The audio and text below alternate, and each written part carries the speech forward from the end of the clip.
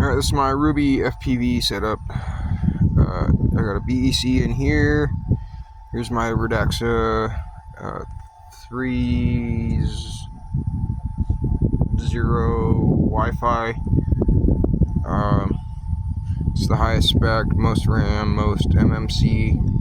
I have an external USB hooked up to it. I was currently copying over video files, DVR footage, 18 something EU Wi-Fi cards, dual pagodas, dual triple feed patches, TX16. Here is my output for the MetaQuest. This goes to the Hagibis capture card. I have power coming off of the Redaxa and powering the capture card to ultimately also there's a splitter in there. Alright, so the DVR or the capture card is plugged into the splitter. This is plugged into the splitter, and this is plugged into the splitter. So I have two outputs for video, one for an outside observer and myself. Excuse the burp. Pretty much, if you're running at 9 volts, you're going to need a low range system. Basically, you're not going to be able to get that far because it's going to overheat before it overextends the BEC.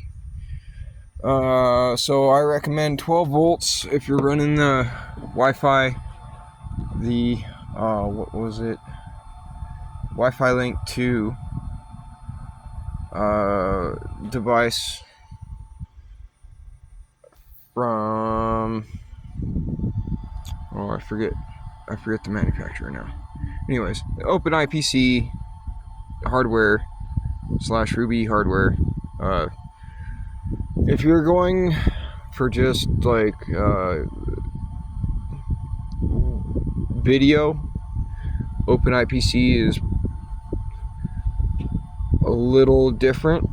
The HDR records your OSD features, I found, and you know, they're now that they have the automatic profile selection, basically configures itself to run as optimally as it can. Same as Ruby.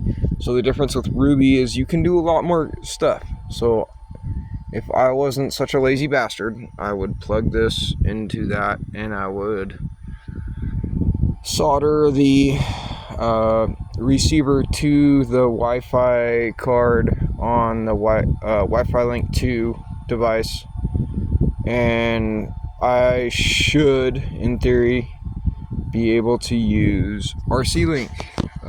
Basically works like DJI. So you go over here, you go remote control. Yeah, it's not connected right now, but so the remote control basically inputs data to the drone from the ground station via either 2.4 gigahertz ELRS Mavlink. I say ELRS because most of the receivers will do Mavlink. You have to be connected Mavlink MSP, which I haven't quite dove into because anytime I try to do that with iNav, you know, obviously it disables one of the MSP ports. So I haven't quite figured that out, but that's my setup currently. There's much better setups. The Pet. That guy has a really kick-ass ground station. Like, this is backyard hillbilly shit compared to his. So don't this will get you running. This is not a standard. I would say this is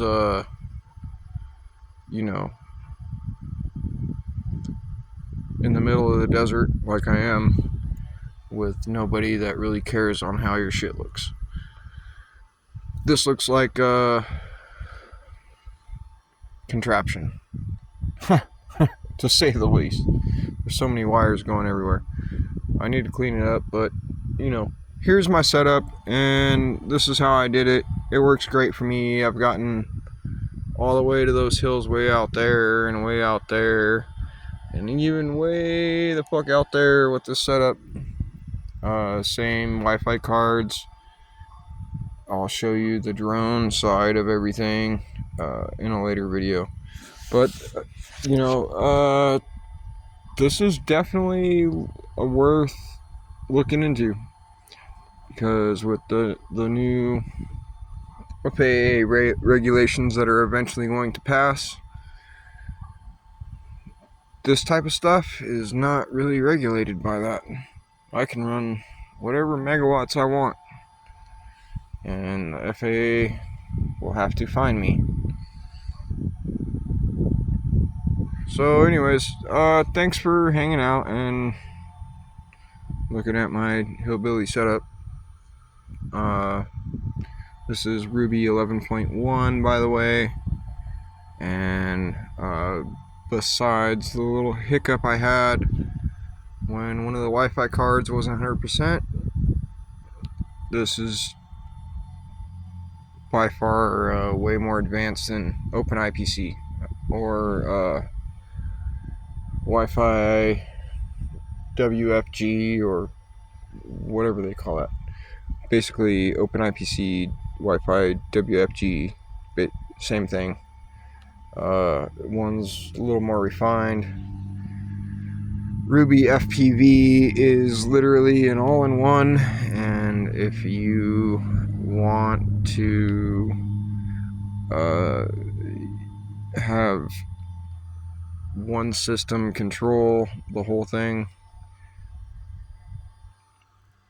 I would look into this. This is obviously highly customizable. The whole point of this was I was going to build a waterproof box and stick it in a 18-foot tower all the way up there, so all I would have to do was plug in my USB cord down here, and it was going to have its own solar battery, so realistically it could do here, what is this thing called here? Local network settings,